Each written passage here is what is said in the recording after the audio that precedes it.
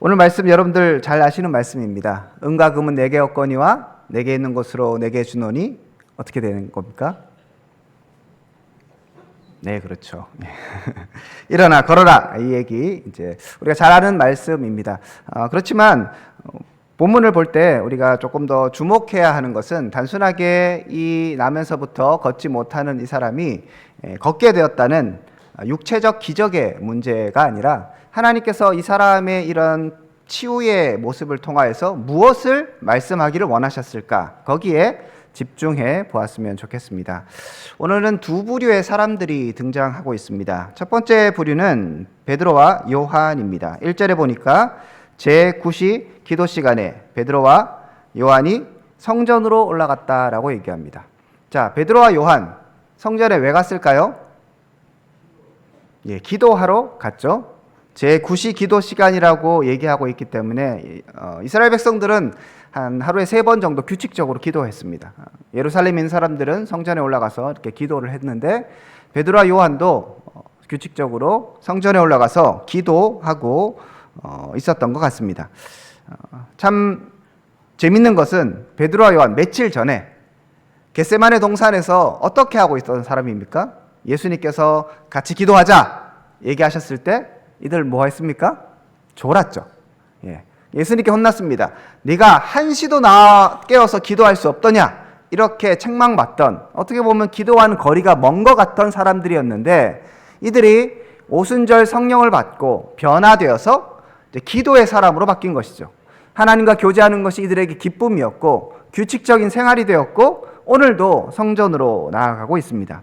이렇게 기도하러, 하나님을 만나러, 하나님과 교제하기 위해서 성전으로 가고 있는 베드로와 요한, 이 사람이 있고요. 또 한 부류는 오늘 주인공이라고 할 수 있는 나면서부터 못 걷게 된 사람입니다. 2절에 보니까 그를 이렇게 소개합니다. 나면서 못 걷게 된 이를 사람들이 메우고 온다라고 얘기하죠. 일단 기본적으로 이 사람은 장애가 있는 사람입니다. 그래서 나면서부터 걷지 못하는 사람이라고 얘기합니다. 선천적으로 장애를 타고 태어난 사람이죠. 뒤에 보면 이 사람의 나이가 한 40세쯤 됐다고 얘기합니다. 그래서 40년 동안이나 장애로 고통받고 있는 사람이라고 우리가 예상해 볼 수 있겠습니다. 그리고 이 사람은 걷지 못할 뿐만 아니라 걷지 못하기 때문이기도 하겠지만 스스로의 힘으로는 성전으로 나갈 수 없는 사람이에요. 그래서 성경에 보니까 사람들이 그를 메고 왔다고 얘기합니다. 그러니까 중증인 것 같아요. 아예 움직일 수 없는 이런 사람인 것 같습니다. 나면서 못 걷게 된 이 사람을 사람들이 도와줘야 할 정도로 그렇게 큰 장애를 갖고 있는 사람이라고 우리가 살펴볼 수 있을 것 같습니다. 자, 이 사람이 뭘 하는 사람입니까? 구걸하기 위해서 성전으로 간다고 얘기해요. 자, 베드로와 요한은 뭐 하기 위해서 지금 성전으로 가고 있습니까? 기도하러 가고 있죠. 그런데 나면서 걷지 못하는 사람은 성전에 가는데 같이 가고 있는 거예요. 그런데 이 사람은 성전에 실제로 가는 것이 하나님을 만난다든지 기도한다는 목적은 사실 아닌 것이죠. 그는 구걸하기 위해서 성전으로 가고 있습니다. 베드로와 요한은 제9시 기도 시간에 기도하러 올라가고 있고, 아마 이것은 정확하게 나와 있지는 않지만 이들도 날마다 성전에 올라가는 것 같아요. 3번이라 친다면 정말 3번 다 올라갔을지 그것까지는 모르겠지만 그 앞에 사람들이 성령 받고 나서 날마다 성전에 모여서 그 기도하였다고 얘기하고 있기 때문에 아마 베드로와 요한도 날마다 성전에 가는 사람이에요. 이 장애를 가진 사람도 날마다 성전으로 올라가고 있습니다. 그런데 뭐가 다른 것이죠? 목적이 달라요. 베드로와 요한은 기도하기 위하여서, 그리고 이 나면서 걷지 못하게 된 사람은 구걸하기 위해서 성전으로 가고 있습니다. 그래서 이 사람은 성전으로는 들어가지 않습니다. 성전 안으로는 안 들어가고 어디에 지금 머물러 있습니까? 미문이라는 성전 문에 있다고 얘기해요.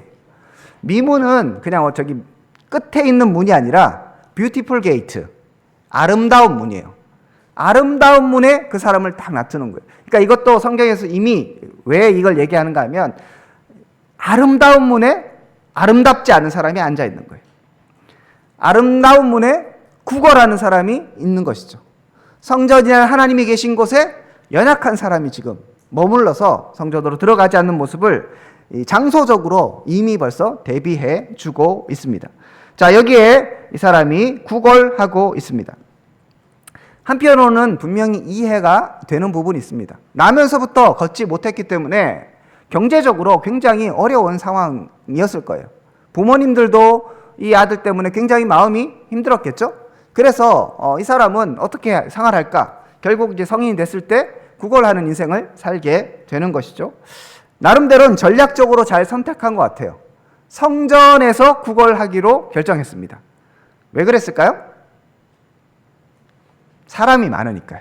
그죠? 사람이 많이 왔다 갔다 하는 곳이 성전이었고, 특별하게 성전에 기도하는 가는 사람들, 신앙이 나름대로 열심히 있는 사람이겠죠. 하나님께서 율법으로 말씀하셨습니다. 고아와 과부와 연약한 사람들을 돌아보라라고 말씀하셨죠. 명색이 기도하러 올라가는데 그렇게 구걸하는 사람 있으면 내일은 안 될지 모르겠지만 분명히 사람들이 돈을 줄 것입니다. 그래서 이 사람은 나름대로 전략적으로 생각했습니다. 많은 곳에서 구걸할 수 있고 집 가까운 데서 구걸할 수 있잖아요. 왜냐하면 이 사람은 아예 움직이지 못하기 때문에 사람들이 도와줘야 돼요. 집이 어딘지 모르겠지만 집에서 성전 미문까지 다른 사람들이 메고 와야 되는 거니까 엄청난 수고를 하는 것이잖아요. 뭐 그런 메고 오는 사람들에게 좀 돈을 주면서 사람들을 사서 자기를 좀 옮겨달라고 했을 수도 있고, 그러니까 이 사람이 여기까지 온다는 것은 진짜 큰 목적이 아니면 오기가 어려운 것이죠. 그런데 나름대로 전략적으로 선택을 했습니다. 왜 그랬을까요? 돈 많이 벌라고. 저기 가면 그래도 소위 말해서 목이 좋은 곳이죠. 장사가 되는 곳입니다. 성전 미문에서 그렇게 열심히 구걸하고 있는 사람입니다. 또 성경을 보니까 그를 날마다 미문에서 구걸하고 있다고 얘기합니다. 성실한 사람입니다. 구걸하는데 게으르지 않고요. 최선을 다해서 먼 곳까지 가서 나름 전략적으로 저기 가면 내가 그래도 삶을 살 수 있을 것이다, 이런 계획과 그리고 성실함을 가지고 그렇게 나갔던 것 같습니다. 뭐 이건 정확하게 모르겠지만 그 사람을 메고 가는 사람들이 있는 걸 봐서 그 사람들과 관계, 그러니까 나쁜 사람은 아니었던 것 같아요. 뭐 그 사람 성격이 너무 안 좋고 하면 누가 도와주겠습니까? 그런데 이렇게 이 사람을 도와주려고 하는 사람들도 있었습니다. 전략이 있고 성실하고 나름 자신의 핸디캡이 있지만, 그런 장애가 있지만 이것을 잘 극복해서 하루하루를 잘 살아가려고 하는 그런, 어떻게 보면 성실한 한 사람일지 모르겠습니다. 하지만 그는 우리 신앙적으로 본다면 성전을 이용하는 사람입니다. 예수님께서 성전에 들어가셨을 때 거기에 장사하는 사람들이 있었습니다. 예수님께서 어떻게 하셨죠? 장사하는 사람들을 다 막 상을 엎으시고 채찍으로 동물들 다 쫓아내시면서 너희가 하나님의 집을 강도의 소굴로 만들었다라고 분노하셨습니다. 그러면서 하신 얘기가 뭐예요? 내 집은 만민이 기도하는 집이 되어야 되는데 너희들의 이득을 위해서 성전을 이용하고 있다면서 굉장히 분노하셨고, 우리 예수님 사랑이 많으시고 용서하시고 자비가 있으신 것 같은데 막 폭력적으로 사람들을 막 쫓아내셨어요. 어떻게 보면 그때 여기 있었으면 예수님께 막 혼났을 사람이에요. 성전 미문에서 인간적으로 충분히 이해가 됩니다. 그죠? 그렇지만 그는 지금 뭘 하고 있는가 하면 성전을 이용하고 있는 것이죠. 좀 더 정확하게 얘기한다면 하나님을 이용하고 있는 것입니다. 신앙을 이용하고 있는 것이죠. 사람들의 자비심을 이용할 때 저 사람이 신앙인이고 저 사람이 3번 기도하러 가는 열심히 있는 사람이니까 나에게 뭔가를 주겠지 라는 생각을 갖고 있는 것이죠. 그가 아무리 인간적으로 봤을 때는 연민이 느껴지는 사람일 수도 있고, 그리고 또 어떻게 인간적으로 보면 이해가 되는 부분이 없지 않아 있을 수 있지만, 하지만 그는 하나님 앞에서 봤을 때는 옳지 못한 행동을 하고 있습니다. 물론 뭐 성경에서 이 사람이 절대 한 번도 평생에 한 번도 성전에 안 들어가고 여기서 구걸만 했다, 뭐 그렇게 얘기하지는 않습니다. 하지만 성경은 또 반대로도 얘기하지 않습니다. 그 사람이 그러면 성전에 들어가고 싶은 마음이 있었는가? 그러면 뭐 오전엔 열심히 구걸하고 오후에는 성전에 들어갔는가? 뭐 그렇게 얘기하지 않는 것이죠. 그는 그냥 성전 미문까지만 간 거예요. 아름다운 문이죠. 역사적 기록에 보면 다른 문, 뭐 8개인가 그런 문들이 있었는데 여기에 사람들이 가장 많이 왔다 갔다 하는 곳이라고 해요. 전략적으로 하는 것이죠. 그리고 다른 문들은 금과 은으로 이렇게 다 도금하고 이렇게 해서 돼 있다면 여기는 청동으로 이렇게 만든 문이라고 합니다. 그래서 다른 문들보다 조금 더 특별했고 더 아름다웠다고 얘기해요. 그래서 이름이 미문이에요. 뷰티풀 게이트예요. 그런 곳을 나름 찍은 거예요. 그렇게 해서 이렇게 구걸하고 있는 사람입니다. 어찌 보면 이 시대에도 이런 사람이 있을 수 있습니다. 교회에 와요. 그리고 성실해요. 인간적으로 보면 젠틀하고 좋은 사람일 수 있습니다. 그런데 그 사람이 성전 안으로 들어가지 않고 성전에 머물러 그냥 성전을 왔다 갔다 하는 것처럼 교회에 왔지만 하나님을 만나고 복음을 경험하고 정말 주님과 교제하는 그 일들 가운데는 관심이 없는 사람들이 있을 수 있는 것이죠. 아마 청도 중앙교회는 없을 것으로 생각하는데 혹시라도 있다면 그리고 여러분들이 한번 점검해 보셨으면 좋겠어요. 우리가 이런 거 있잖아요. 내가 중고등학교 때는 열심히 했었지. 내가 뭐 청년부 때는 그래도 뭐 한번 열심히 했는데. 그런데 시간이 지나면 지날수록 이제 더 이상 성전으로 들어가지 않고요. 그냥 성전 문에 앉아서 자기의 필요를 채우는 사람들이 있을 수 있는 것이죠. 제가 이렇게 딱 보니까 우리 성도님들 얼굴이 너무 좋으시고 사람들이 좋으신 것 같아요. 여러분 청동 중앙교회 교회 예배 오시면 좋으시죠? 아, 예. 예. 대답 안 하실까 봐 조마조마했습니다. 예, 교회 오면 좋은 사람을 만나고 예배 마치면 또 밥 먹죠? 예, 맛있는 거 주고요. 서로 교제하면 즐겁습니다. 혹시 내가 마음이 지쳐 있는데 우리 목사님 참 인상 좋으시잖아요. 목사님께 뭐 신방도 받고 상담도 하면 마음이 풀어질 수도 있어요. 여러분들이 각 부서에서 봉사하다 보면 나름대로 즐거움을 느낄 수도 있고요. 그렇게 사람들과 관계 속에서 재미를 느낄 수도 있습니다. 그런데 그런 봉사와 그런 교제가 중심 밖에서 있는 것이라면 그것은 이 오늘 본문에 나오는 성전 미문에 앉아서 구걸하는 사람과 다를 바 없다는 것이죠. 하나님께 나와야 하는데 성전 미문은 성전이 있기 때문에 의미가 있는 것이지 문이 무슨 의미가 있습니까? 성전 문을 통과하여서 성전으로 들어가야 하는 것이죠. 그렇지만 들어가지 않습니다. 오늘 이 시대에도 많은 사람들이 교회로 나오지만 이 교회에서 복음을 듣지 못하고 하나님을 만나지 못하고 하나님과 교제하지 않은 채 어찌 보면 신앙생활의 모습만 가진 채 살아가고 있을 수 있는 것이죠. 그러므로 여러분의 삶을 점검하셔야 합니다. 나는 지금 성전 문에 머물러 있는 사람인가? 성전으로 나가는 자인가? 성전에 나가서 주님과 교제하는 자인가? 아니면 그냥 나의 필요를 채우러 이곳으로 나온 자인가? 오늘 이 사람은 성전으로 들어가지 않고 성전 미문에만 머물러 있는 사람입니다. 자, 베드로와 요한이 이제 성전 미문을 지나가고 있었습니다. 3절에 보면 이렇게 얘기합니다. 그가 베드로와 요한이 성전에 들어가려 함을 보고 구걸하거늘 얘기합니다. 이 사람의 입장에서는 나름 저 사람들 구걸을 해야 되겠다 마음이 생긴 것이죠. 생각해 보면 베드로와 요한이 날마다 지금 성전으로 들어가고 있잖아요. 그러니까 이 사람이 아마 눈여겨보고 있었을 거예요.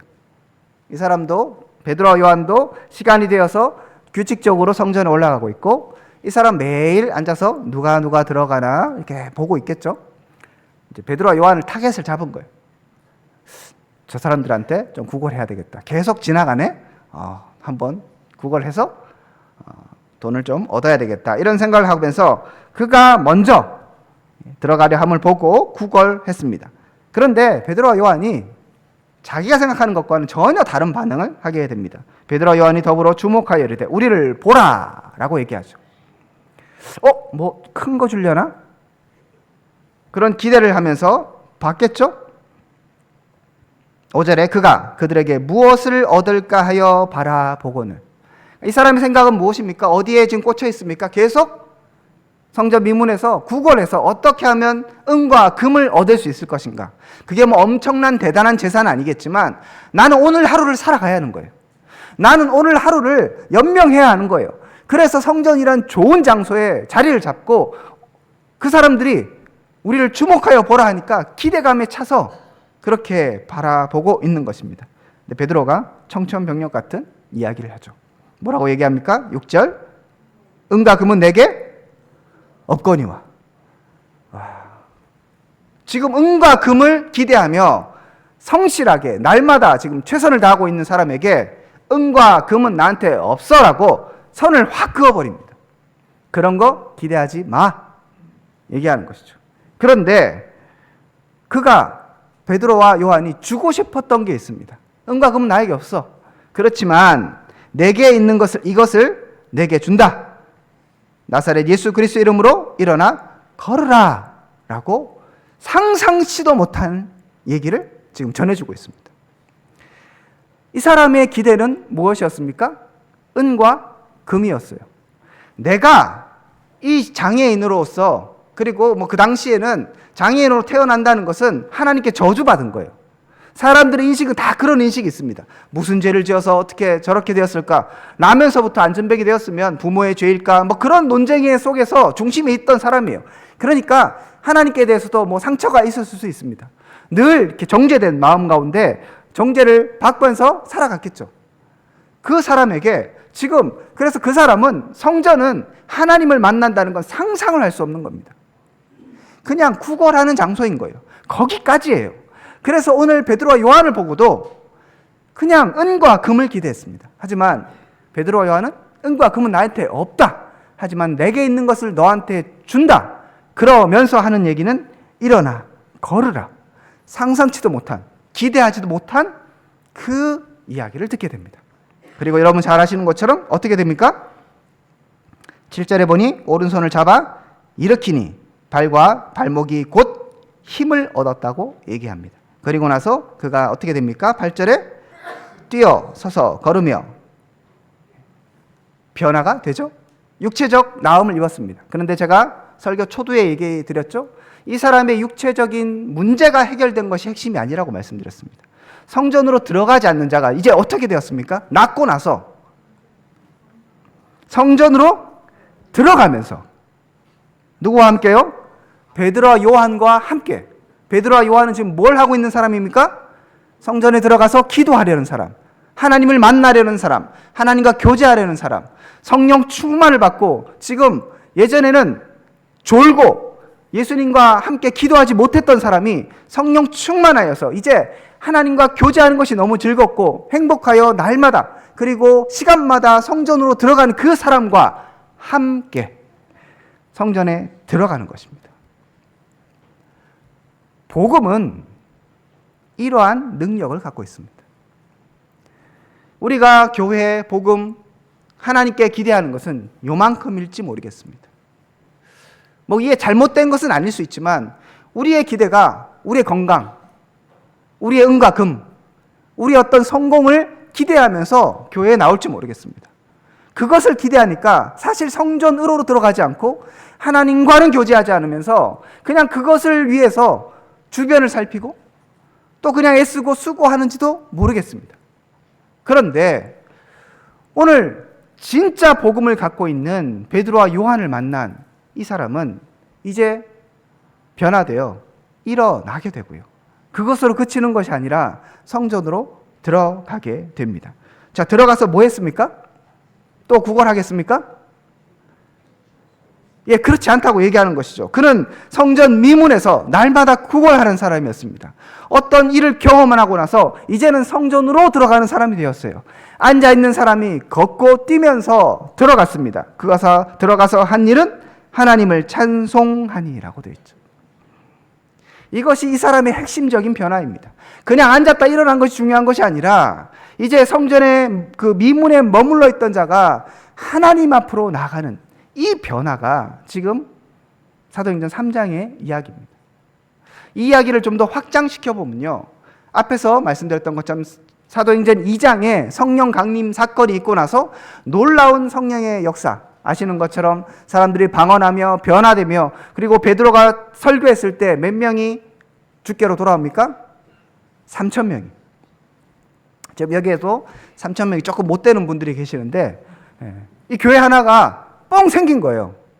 그 다음에 요 본문이 있고, 그 다음 본문이 또 사람들이 이제 이 안전병이 일어나니까 놀라갖고 막 모여요. 베드로가 또 설교해요. 그때 5,000명이 회개합니다. 그래서 엄청난 복음의 역사들이 쫙 있는 2장과 이 4장 중간에, 3장 중간에 요 얘기가 있는 거예요. 무슨 얘기겠습니까? 단순하게 그냥 복음이 흥왕하면 안전병이가 일어난다, 그 얘기를 하는 게 아니라 그런 복음의 큰 역사가 있는데, 그 역사는 이스라엘 전체를 보여주는 거예요.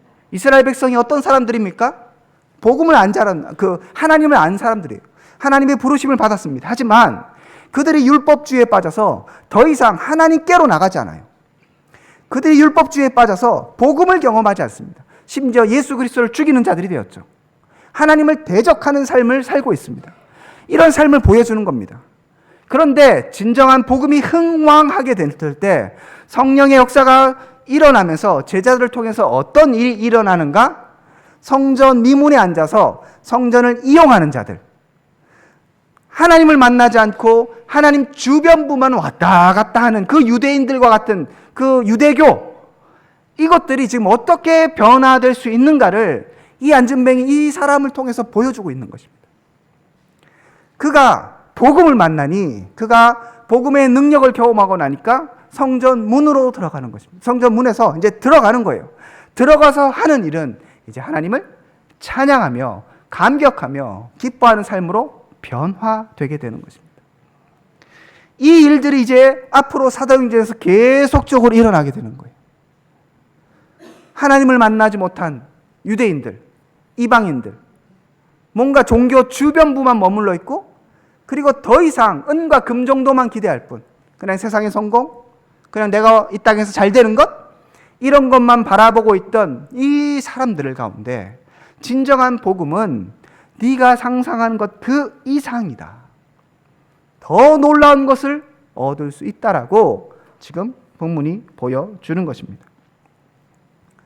이 사람 정말 이제 안전병에서 힘이 나고 일어나서 걷고 뛰게 되었습니다. 완전한 회복을 말하는 것이죠. 그냥 쩔뚝쩔뚝.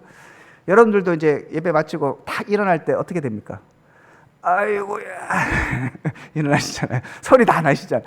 그런데 이 사람이 이제 그냥 대충 아이고 그래도 일어났네, 겨우 걸을 수 있네, 그 정도가 아니라 걸었을 뿐 아니라 뛰고요. 그리고 마음이 완전히 회복되어 하나님을 찬양하는 사람으로 변화되게 되죠. 그럼 얼마나 기쁘겠습니까? 그러면 예를 들면 집으로 달려갈 수도 있고요. 아니면 자기 날마다 성전에 메고 왔던 사람들에게 그동안 감사했다고, 내일부터 안 나와도 된다고, 그런 얘기 할 수도 있고, 여러 가지 할 일들이 있어요. 그렇지만 성경이 지금 어디에 주목하고 있는가를 여러분 관심 있게 보셔야 된다는 것이죠. 문에 앉아있는 자가 이제 그 문을 통과하여 성전으로 들어가고 성전 안에서 하나님을 찬양하는 사람으로 바뀌게 됩니다. 자, 그래서 9절부터 10절에 이렇게 얘기하죠. 모든 백성이 그 걷는 것과 하나님을 찬송함을 보고 그가 본래 성전 미문에 앉아 구걸하던 사람인 줄을 알고 그에게 일어난 일로 인하여 심히 놀라며 놀랍게 여기며 놀라니라 라고 되어 있습니다. 2번이나 반복해서 놀랐다고 얘기하죠. 이 사람은 성실한 사람이었고요, 미문에 날마다 있는 사람이에요. 그래서 규칙적으로 기도하러 올라가는 사람은 이 사람이 누군지 알고 있습니다. 분명히 날마다 지나가면서 아유 무슨 죄를 지어서 저렇게 됐을까, 아유 불쌍하다, 이렇게 하면서 수많은 사람들이 왔다 갔다 하고 있었습니다. 그런데 어느 날 갑자기 이 사람이 성전 안으로 들어왔어요. 분명히 걷지 못하는 사람이었는데 막 걸으면서 뛰면서 찬양하고 있는 것이죠. 엄청나게 사람들이 충격을 받게 됩니다. 놀랐습니다. 그런데 이 놀란 것은 말씀드렸던 것처럼 단순하게 성경이 이제 주목하는 것은 그가 걷고 뛰었기 때문에 놀랐다라고 얘기하는 것 뿐만 아니라 무엇이라고 얘기합니까? 걷는 것과 하나님을 찬송함을 보고, 이것을 분명하게 기록하는 거예요. 이 사람의 변화의 핵심이 무엇인가 너희들이 놓치지 말라는 것입니다. 그래서 이 사람이 하나님을 찬송하는 것을 보고 사람들이 놀랍게 여기고 놀랐다라고 성경이 기록합니다. 그리고 나서 이후에 사람들이 막 몰려와요. 무슨 일이냐? 베드로가 거기에서 우리의 경건의 능력으로 이런 일이 일어났다고 생각하지 말아라.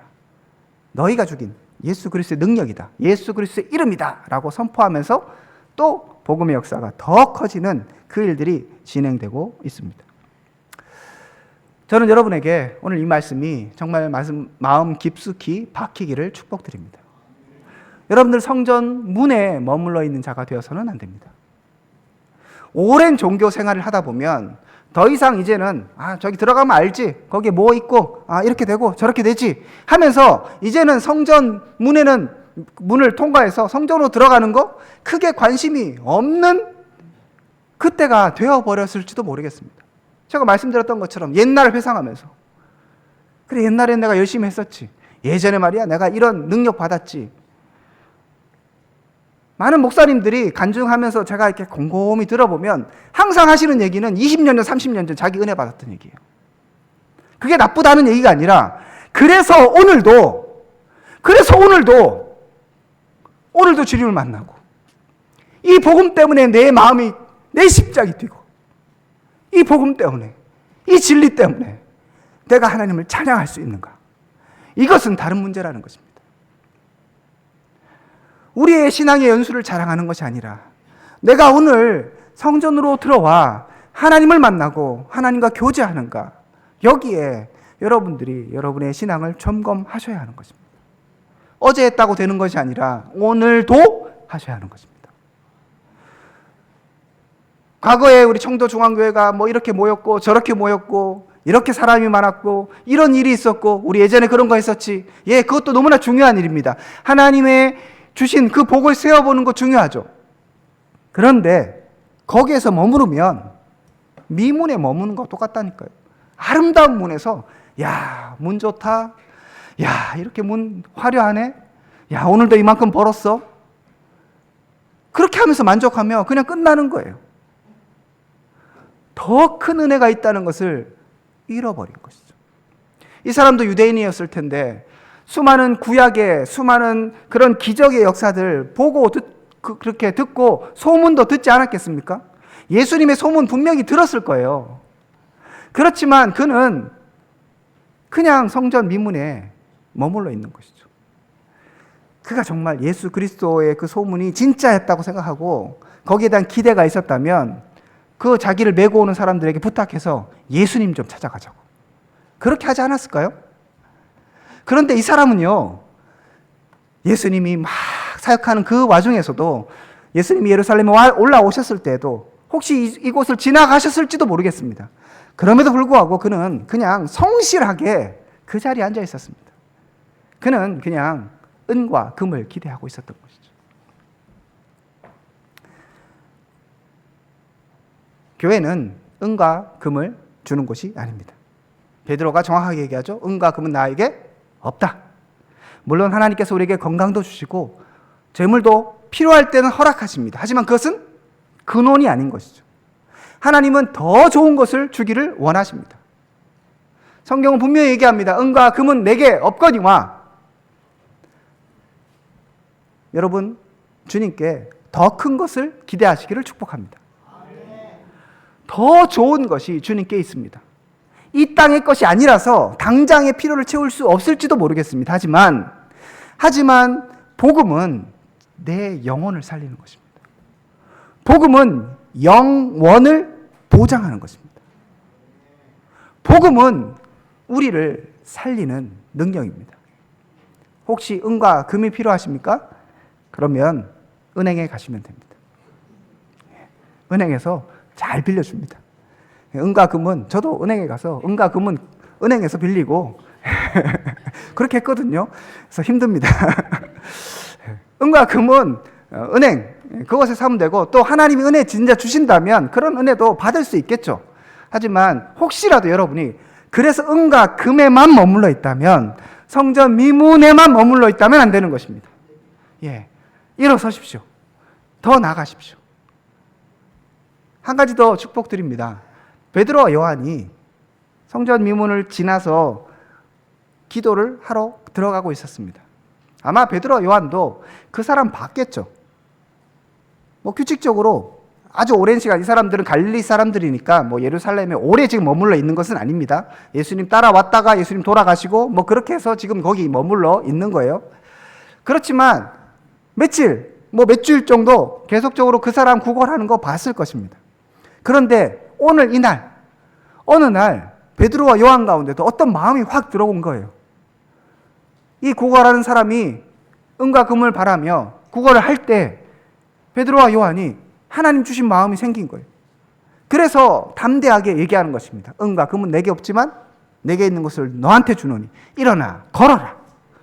얼마나 담대한 이야기입니까? 여러분 지금 하실 수 있겠습니까? 못하죠, 그죠? 그래서 이게 육체적 치료가 그냥 있다 이것만 얘기하면 오늘날도 날마다 그런 일이 일어나야 돼요. 그런데 그것은 하나님의 특별한 은혜, 기적의 은혜인 것이고, 하나님이 초점을 맞추시는 건 단순하게 그 안전뱅이가 일어났다 그런 얘기를 하는 게 아니라, 연약한 자, 하나님을 만나지 못한 자가 하나님을 만난다는 이야기죠. 베드로와 요한이 그 능력이 안에 있었습니다. 베드로와 요한은 자신의 한계를 분명히 알고 있었습니다. 은과 금은 나에게 없다는 것을 분명히 합니다. 세상적으로 보면 은과 금은 나에게 없어라고 얘기했을 때 얼마나 불쌍한 사람입니까? 아마 이 안전뱅이가 더 부자일 수 있어요.